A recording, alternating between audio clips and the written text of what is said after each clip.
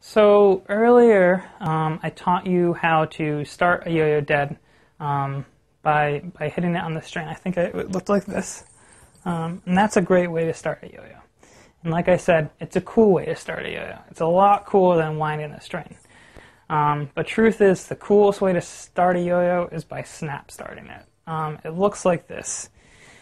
You hold the yo-yo like this in between your hands. It's like snapping your thumbs. You want to practice that. You don't have to be able to snap your thumbs to be able to do this trick, so don't worry if you can't do this already.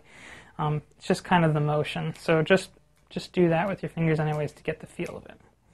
What you do is you hold the yo-yo in between your thumb and your middle and pointer finger. You hold it just like so.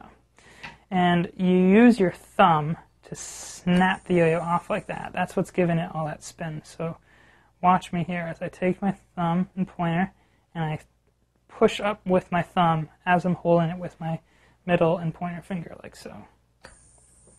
And see how fast it gets spinning from that. And from there, you can go right into tricks. It's great in a performance. If you get a knot, you can just snap it and go right into a trick. Another impressive thing to do with a snap start that I like to do is when I snap it, I pop it up.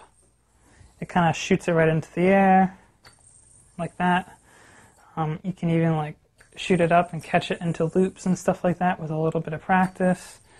It's definitely something worth practicing. I'll try that again from this angle just so you guys get the feel for it. Pop up like that. My thumb's coming up, pointers are holding it in place as I snap. Really get that forward pushing motion with your thumb.